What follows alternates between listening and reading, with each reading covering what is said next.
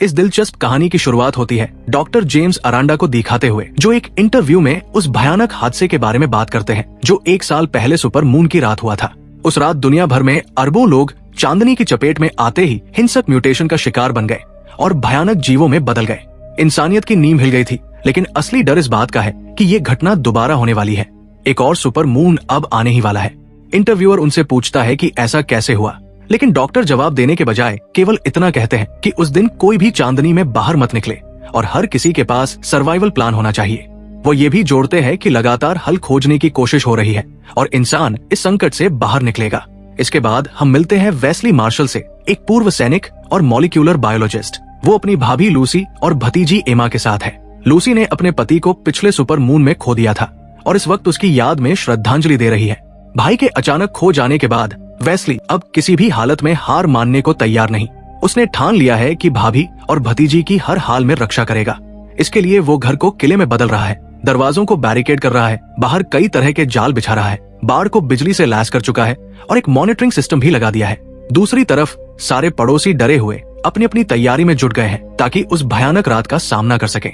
उसी दौरान लूसी की पड़ोसन रीगन दरवाजे पर दस्तक देती है और एमा के लिए कैंडी छोड़ जाती है। जाते जाते लूसी भी उसे कुछ जरूरी सामान थमा देती है और कहती है कि अपना ख्याल रखना। इसी बीच वेस्ली अपने लापरवाह पड़ोसी कोडी के पास जाता है और उसे समझाता है कि वो स्ट्रीट पर टारगेट प्रैक्टिस बंद करे, क्योंकि बच्चों की जान जोखिम में पड़ सकती है और अभी अभी उसने उसके ईंधन के ड्रम पर गोली भी चला दी है। मगर कोडी लापरवाही से कहता है कि वो तो बस उस नर्क जैसी रात के लिए तैयारी कर रहा है जब हर किसी को खुद का सहारा बनना होगा। वापस आकर वेस्ली लूसी को बताता है कि घर पूरी तरह सील कर दिया गया है और सर्वाइवल रूल्स याद दिलाता है। किसी भी हालत में दरवाजा मत खोलना, शांति बनाए रखना और ध्यान आकर्षित करने से बचना। वो लूसी से कहता है कि अगर कभी हालात बिगड़े तो खुद को या एमा को बचाने के लिए बिना झिझक किसी पर भी गोली चला दे, चाहे सामने कोई भी क्यों न हो। इसके बाद वेस्ली अपनी भतीजी से विदा लेता है और समझाता है कि वो उनके साथ नहीं रह पाएगा, लेकिन भरोसा दिलाता है कि घर के अंदर कुछ भी घुसकर उन्हें चोट नहीं पहुंचा पाएगा। कमरे में अकेले वो रुकने को लेकर झिझकता है, लेकिन लूसी याद दिलाती है कि वैज्ञानिकों को उसकी जरूरत है। यही सोचकर वो जाने का फैसला करता है और लड़कियों को भीतर बंद करके निकल पड़ता है। सड़कों पर इस बीच अफरातफरी मची है। हर कोई सुरक्षित जगह पहुंचने की भागदौड़ में लगा है। दूसरी ओर एक प्रेस कॉन्फ्रेंस में वैज्ञानिक और सैन्य अधिकारी इकट्ठा होते हैं। डॉक्टर जेम्स उस टीम का परिचय कराते हैं जो इस दानवी मुसीबत का इलाज खोजने के लिए जी जान से मेहनत कर रही है और उसी टीम का अहम हिस्सा वेस्ली भी है। डॉक्टर बताते हैं कि उनकी टीम ने मॉन्सरेन नामक सीरम विकसित किया है जो मानव डीएनए के साथ मिलकर सुपर मून के प्रभाव को रोकने की क्षमता रखता है। वो ये भी कहते हैं कि आज की रात इस बीमारी की स्थायी दवा खोजने के लिए निर्णायक साबित होगी। अंत में सबको शुभकामनाएं देते हैं। उसी सुविधा केंद्र के अंदर वैज्ञानिक और सैन्य अधिकारी स्वयं सेवकों को टेस्ट सब्जेक्ट के रूप में आगे लाते हैं। उन्हें सीरम देकर उस रात की चांदनी में परखा जाना है ताकि पता चल सके कि ये वास्तव में काम करता है या नहीं। उन्हीं में से एक है माइल्स, वैज्ञानिक एमी का पति। उसे मजबूत जंजीरों से जकड़कर एक विशाल पिंजरे में बंद कर दिया जाता है। सूरज ढलते ही पूरी आबादी डर के साए में काउंटडाउन शुरू कर देती है। वेस्ली और उसकी टीम के बाकी सदस्य खास सूट पहनते हैं ताकि सुपर मून की रोशनी से होने वाले म्यूटेशन से बचे रहें और टेस्ट सब्जेक्ट्स के पास पहुंचते हैं। माइल्स के अलावा वहां एक महिला और 2 पुरुष भी मौजूद हैं। जैसे जैसे काउंटडाउन खत्म होता है, वैज्ञानिक पूरी तैयारी में जुट जाते हैं। तभी महिला घबरा जाती है, कहती है कि उसने अपना इरादा बदल लिया है और अब बाहर जाना चाहती है, लेकिन देर हो चुकी है। अचानक टेस्टिंग शेड की छत खुलती है और आकाश में पूरा चांद झलक उठता है। पल बेहद तनावपूर्ण हो जाता है, मगर हैरानी की बात ये होती है कि किसी भी स्वयं सेवक का रूपांतरण नहीं होता। इससे लगता है कि सीरम सफल रहा है। वैज्ञानिकों के चेहरों पर राहत और उत्साह लौट आता है और वे अगले चरण की तैयारी करने लगते हैं। उधर लूसी की गली में एक काली परछाई तेजी से गुजरती है, जिससे कोडी और लूसी दोनों सतर्क हो जाते हैं। घरों की बत्तियां झपकने लगती है और माहौल और भी डरावना हो उठता है। लूसी मॉनिटर पर नजर डालती है, मगर सब सामान्य दिखाई देता है। वही रीगन अपने घर पर माँ को पुकारती है, लेकिन कोई जवाब नहीं मिलता। अचानक उसकी सांसें तेज होने लगती है और घबराहट में वो पीछे मुड़ती है, जहाँ एक दैत्याकार परछाई हमला करने को तैयार खड़ी होती है। इस बीच टेस्टिंग विंग में डॉक्टर जेम्स स्वयं सेवकों के बीच आते हैं और वेस्ली उन्हें दिखाता है कि सीरम ने कैसे म्यूटेशन को रोका है। वेस्ली कहता है कि ये म्यूटेशन शायद किसी तरह की सुप्त रक्षा प्रतिक्रिया है जिसे सुपर मून सक्रिय कर देता है। जेम्स पूछते हैं कि ये सब अभी क्यों शुरू हुआ, लेकिन वेस्ली के पास उस सवाल का जवाब नहीं। लेकिन तभी अचानक माइल्स के शरीर में कुछ अजीब होने लगता है और उसका रूपांतरण शुरू हो जाता है। डॉक्टर जेम्स तुरंत आदेश देते हैं कि उस पर सीरम छिड़का जाए, मगर माइल्स, जिसकी एक बाह पर पहले ही फर उग चुका होता है, मशीन को पकड़कर दूर फेंक देता है। देखते ही देखते माहौल अराजक हो जाता है और बाकी तीनों स्वयंसेवक भी बदलने लगते हैं। पूरी सुविधा का सिस्टम गड़बड़ा जाता है और एमी लगातार चिल्लाती है कि छत तुरंत बंद करो, लेकिन बिजली फेल होने से ऐसा करना संभव नहीं। जब चारों तरफ हाहाकार मच जाता है और स्वयंसेवक दैत्याकार जीवों में बदल जाते हैं, वेस्ली समझ जाता है कि माइल्स पूरी तरह एक्सपोज हो चुका है और अब उसका रूपांतरण रोकना नामुमकिन है। वो ट्रैंक्विलाइजर देने की कोशिश करता है, मगर बेअसर साबित होता है। माइल्स पूरी तरह से म्यूटेट होकर एक वैज्ञानिक पर हमला करता है और फिर भाग निकलता है। इस अराजकता के बीच वेस्ली घायल साथी को उठाकर सुरक्षित जगह ले जाने की कोशिश करता है, लेकिन एक और वैज्ञानिक घबराहट में इधर उधर गोलियां चलाने लगता है। नतीजा ये होता है कि वो गलती से एक और पिंजरे में बंद दैत्य को आजाद कर देता है।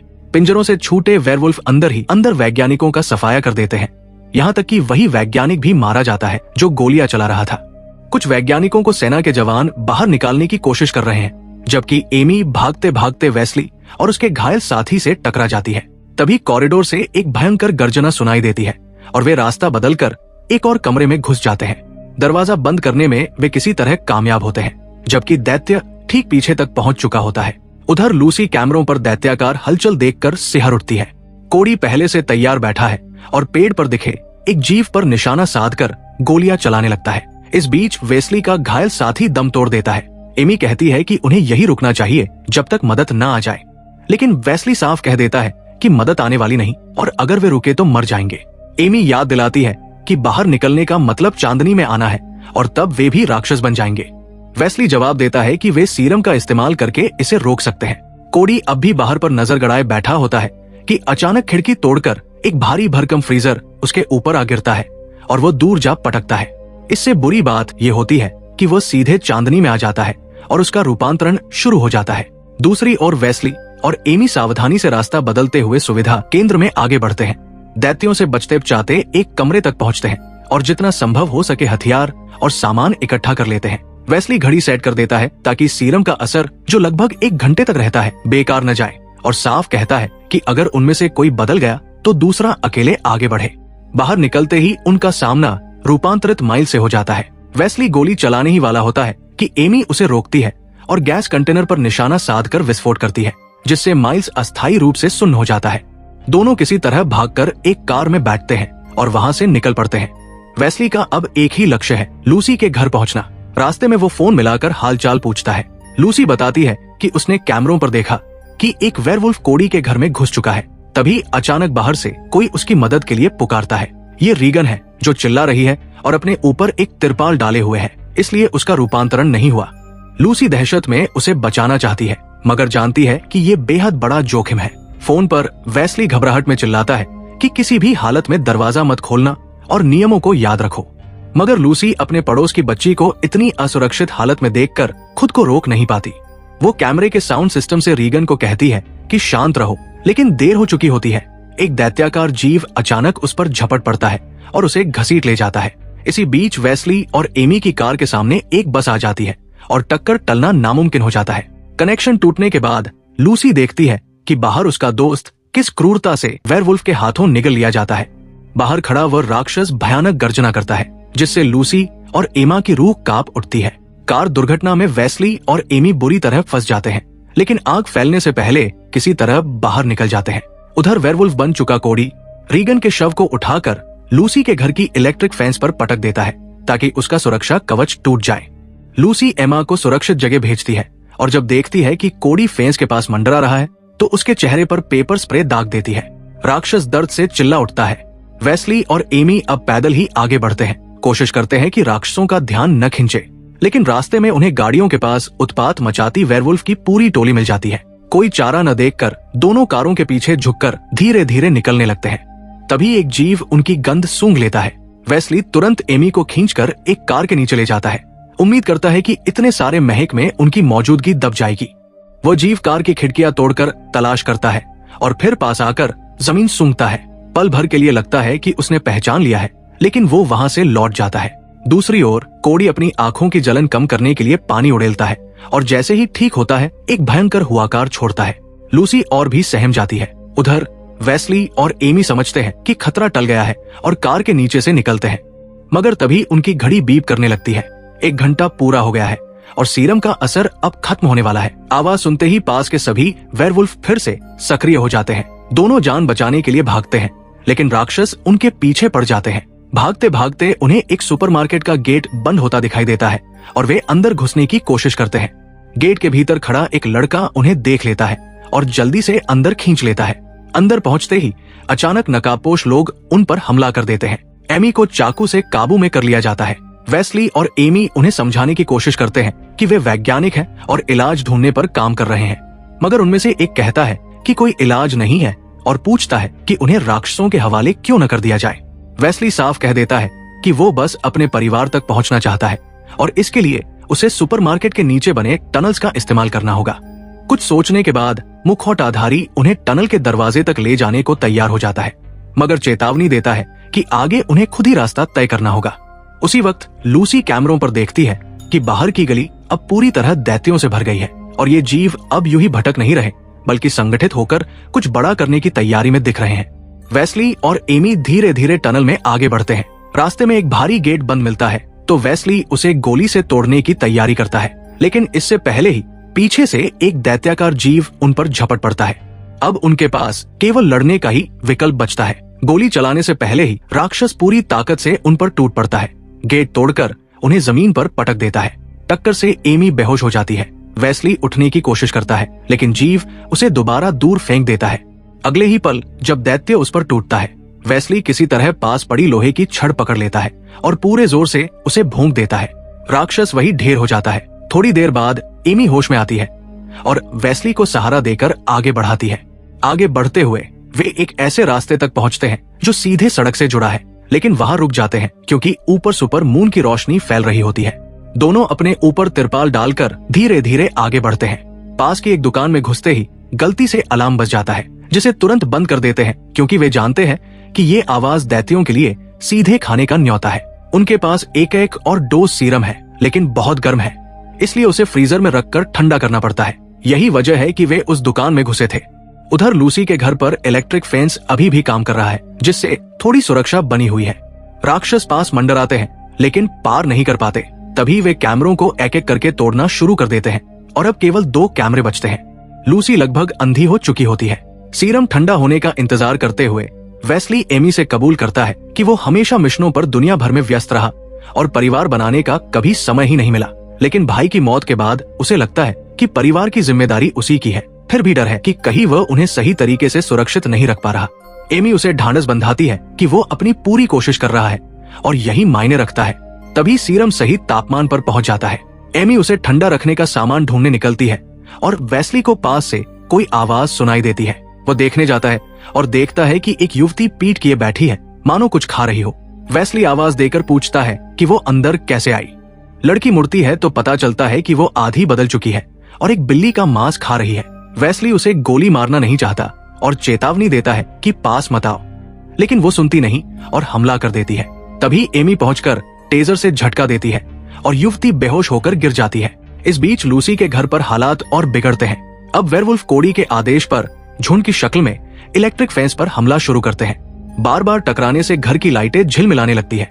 लूसी अपनी शॉटगन तैयार रखती है। कैमरों से जो कुछ बचा है उससे वो देखती है कि एक राक्षस बिजली के खंभे को गिराकर फेंस पर पटखनी देता है। पूरे घर में ब्लैकआउट हो जाता है। अब लूसी की संपत्ति तक पहुंचने से उन्हें कोई नहीं रोक सकता।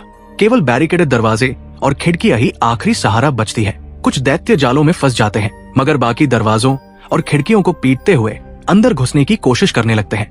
लूसी और एमा इमरजेंसी लाइट्स जलाकर घर के हॉल में मोर्चा संभाल लेती है और आने वाले हमले का इंतजार करती है।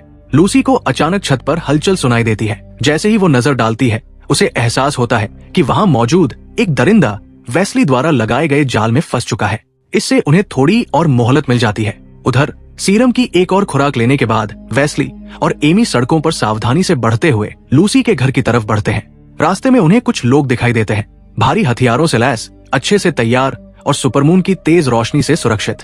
ये लोग दरिंदों के एक झुंड से भिड़ रहे हैं। वेस्ली इसे मौके के तौर पर देखता है कि इसी भिड़ंत के बीच वो अपनी भाभी और भतीजी तक जल्दी पहुंच सकता है। हथियारबंद लोग अस्थायी तौर पर झुंड को पीछे धकेल देते हैं, जैसे ही वेस्ली और एमी सामने आकर उन्हें गोली न चलाने के लिए कहते हैं, साथ ही जोर देकर बताते हैं कि वे सीरम की वजह से सुपरमून की रोशनी से महफूज हैं, फिर भी कोई उन पर भरोसा नहीं करता। तभी अचानक एक वेयरवुल्फ हमला कर देता है और गोलीबारी का नया दौर शुरू हो जाता है। अब वेस्ली और एमी को भी गोलियों और दरिंदों से बचने के लिए पनाह ढूंढनी पड़ती है। हालात बिगड़ते जाते हैं और धीरे धीरे पूरा इलाका और दरिंदों से घिर जाता है। हथियारबंद लोग मारे जाते हैं। एमी को एहसास होता है कि वे पूरी तरह फंस चुके हैं। ऐसे में वो एक खतरनाक विचार रखती है, खुद को चारे की तरह इस्तेमाल करने का। उसका मानना है कि उसकी थ्योरी को टेस्ट करने का यही सही वक्त है। वेस्ली के विरोध करने पर वो उसे समझाती है कि उसे लूसी तक जरूर पहुंचना है और उसे बचाने के लिए यही रास्ता है। वेस्ली भारी मन से कहता है कि वो जिंदा लौट आए। एमी धीरे धीरे आगे बढ़ती है और दरिंदों का ध्यान खींचती है। एक विशालकाय वेयरवुल्फ उसकी ओर कदम बढ़ाता है। पहले वो उसे सूंघता है लेकिन तुरंत हमला नहीं करता। अचानक हल्की सी काट लेता है। एमी हिम्मत करके उस पर दहाड़ मारती है, मानो अपनी ताकत साबित कर रही हो। दरिंदा भी उसी पल उसके चेहरे पर दहाड़ कर जवाब देता है। तभी वेस्ली एक कार के ऊपर से एंटी एयरक्राफ्ट मशीन गन दाग देता है। गोलियों की बौछार से दरिंदे भागने लगते हैं और इधर उधर पनाह ढूंढते हैं। जैसे ही रास्ता साफ होता है, वेस्ली एमी को पुकारता है कि वो भागकर कार में बैठ जाए, लेकिन इससे पहले कि वो कार तक पहुंच सके, एक विशाल पंजा उसे दबोच लेता है और ऊपर की ओर घसीट ले जाता है। वेस्ली उसे देखने की कोशिश करता है। एमी और वो दरिंदा दोनों उसकी नजर से ओझल हो चुके हैं। मजबूर वेस्ली के पास कोई और रास्ता नहीं बचता। उसे लूसी तक पहुंचना ही है, इसलिए वो तेजी से कार आगे बढ़ा देता है। इस बीच लूसी छत की ओर गोलीबारी कर रही है। कुछ दरिंदे मरते हैं, मगर वे लगातार अंदर घुस रहे हैं। गोलियां लगभग खत्म हो चुकी हैं और अब उसके पास बस चाकू और पेपर स्प्रे बचा है। बैरिकेड्स भी कमजोर पड़ रहे हैं। आखिरकार दरिंदे एक एक करके घर में घुसने लगते हैं। लूसी अपनी बेटी एम्मा को लेकर छिपने की कोशिश करती है। तभी बाहर से गाड़ी का हॉर्न गूंजता है। वेस्ली लौट आया है और दरिंदों का ध्यान खींच रहा है। सभी दरिंदे सड़क पर इकट्ठा हो जाते हैं और वेस्ली उन्हें कुचलने के लिए गाड़ी सीधी उन पर चढ़ा देता है। मगर आखिरी पल में कोडी, जो अब पूरी तरह दैत्य बन चुका है, गाड़ी के बोनट पर कूद पड़ता है और वेस्ली की गाड़ी एक घर से टकरा जाती है। लूसी और एम्मा को लगता है कि वे खतरे से बाहर निकल आई है, मगर तभी एक और दरिंदा दीवार तोड़कर उन पर झपटता है। दोनों भागकर दूसरे कमरे में जाते हैं। लूसी एम्मा को जल्दी से अलमारी के अंदर छिपा देती है। दरवाजे के पीछे खड़ी लूसी अपनी सांसें रोककर इंतजार करती है। जैसे ही दरिंदा भीतर घुसता है, उसकी नजर सीधे एम्मा पर जाती है। लड़की झट से उस पर स्प्रे कर देती है, लेकिन गुस्से से तिल मिलाया हुआ दरिंदा चीखता है। लूसी पीछे से हमला करने की कोशिश करती है, मगर दरिंदा उसे जोर से पटक देता है। माँ को घायल देखकर एम्मा की आंखों में डर और आंसू एक साथ भर आते हैं, लेकिन उसी डर से साहस भी जन्म लेता है। कांपते हाथों से वो चाकू उठाती है और पूरे जोर से दरिंदे पर वार करती है, लेकिन उस लोमहर्षक प्राणी पर उसका वार बेअसर साबित होता है। दरिंदा उसकी तरफ गुस्से से पलटता है, जैसे अभी उसे चीरफाड़ देगा। ठीक उसी घड़ी लूसी अपने शरीर की बची खुची ताकत जुटाकर पास रखी भारी कुल्हाड़ी को कसकर पकड़ती है और चीखते हुए पूरी शक्ति के साथ उस दानव पर प्रहार करती है। कुल्हाड़ी का वार गूंजता है और कमरे में एक पल के लिए सन्नाटा छा जाता है। उसी दौरान बाहर से वेस्ली की चिंतित और गूंजती हुई आवाज सुनाई देती है। वो दरवाजे के भीतर दाखिल होता है और अपने परिवार को जिंदा देखकर उसकी आंखों से राहत छलक पड़ती है। वो दोनों की हालत तुरंत देखता है और आश्वस्त होकर उन्हें अगले हमले के लिए तैयार करता है, क्योंकि बाहर अब भी असली खतरा बाकी है। गाड़ी और दीवार के बीच दबा कोडी धीरे धीरे अपनी पूरी दानवी ताकत लगाकर निकलने की कोशिश कर रहा है। वेस्ली जानता है कि अब उनके पास गोलियां नहीं बची और न ही कोई आसान रास्ता। वो अपने भीतर की आखिरी उम्मीद को थामकर एक खतरनाक फैसला लेता है। वो एम्मा के पास झुककर उसे सीने से लगाता है और कहता है, हमेशा मजबूत रहना, कभी डरना मत, तुम मेरी सबसे बड़ी ताकत हो। फिर वो लूसी को अपनी घड़ी थमाता है, जिसमें सिर्फ 15 मिनट बाकी है, भोर होने तक का समय। दोनों को अंतिम विदाई देता है और दृढ़ कदमों से बाहर निकल पड़ता है। जैसे ही वेस्ली बाहर आता है, सीरम का असर पूरी तरह खत्म हो चुका होता है। उसकी हड्डियां टूटती और मांस फटता हुआ बदलने लगता है। उसकी पीठ पर बाल उग आते हैं और चेहरा दरिंदे का रूप ले लेता है। अब वो भी एक भयानक वेयरवुल्फ बन चुका है। सामने कोडी पहले से ही आजाद होकर उसकी प्रतीक्षा कर रहा होता है। दोनों दानव एक दूसरे पर टूट पड़ते हैं। धरती हिलने लगती है, दहाड़े गूंजती है और घर की दीवारें कांप उठती है। लड़ाई इतनी भयानक होती है कि हर वार के साथ जमीन लाल हो रही थी। कुछ ही देर में वेस्ली अपनी पूरी ताकत लगाकर कोडी को पछाड़ देता है और उसे जमीन पर गिराकर परास्त कर देता है। लेकिन जीत के बावजूद नया डर सामने है। अब वेस्ली खुद भी इंसान नहीं रहा, बल्कि उन्हीं दरिंदों जैसा बन चुका है। लूसी की रगों में डर दौड़ने लगता है। वो एम्मा को तुरंत एक सुरक्षित जगह पर छिपा देती है और खुद आखिरी उम्मीद की तलाश में घर का कोना कोना खंगालती है। तभी उसकी नजर फर्श पर पड़ी एक आखिरी शॉटगन शेल पर जाती है। वो झट से हथियार लोड करती है और दरवाजे के पास खड़ी हो जाती है। भारी कदमों की गूंज घर में भर जाती है। वेयरवुल्फ वेस्ली दरवाजे के पास पहुंचता है।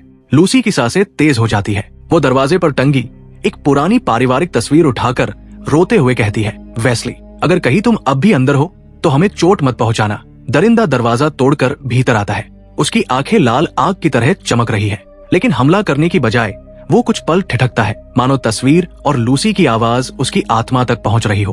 तभी अचानक वो जोरदार दहाड़ मारता है, जिससे लूसी पीछे गिर जाती है। वो तुरंत शॉटगन उठाती है और ट्रिगर दबाने ही वाली होती है कि उसकी घड़ी बीप करने लगती है। सुबह हो चुकी है। लूसी अंतिम कोशिश के तौर पर खिड़की पर गोली दाग देती है। कांच टूटता है और कमरे में तेज सुनहरी धूप भर जाती है। सूरज की किरणें सीधा वेस्ली के चेहरे पर पड़ती है। उसके शरीर से बाल जलने लगते हैं, हड्डियां वापस जुड़ने लगती है और कुछ ही पलों में उसका दानवी रूप पिघलकर गायब हो जाता है। अब वेस्ली अपने असली इंसानी रूप में लौट आता है, थका हुआ पर जीवित। उसकी आंखों में आंसू है। सामने लूसी और एम्मा को सुरक्षित देखकर वो मुस्कुराता है। परिवार फिर से एक हो जाता है। एक लंबी रात का भयावह सफर सूरज की रोशनी के साथ खत्म होता है और यही इस रोमांचक कहानी का समापन होता है। और ऐसी ही अद्भुत कहानियों के लिए चैनल से जुड़े रहिए।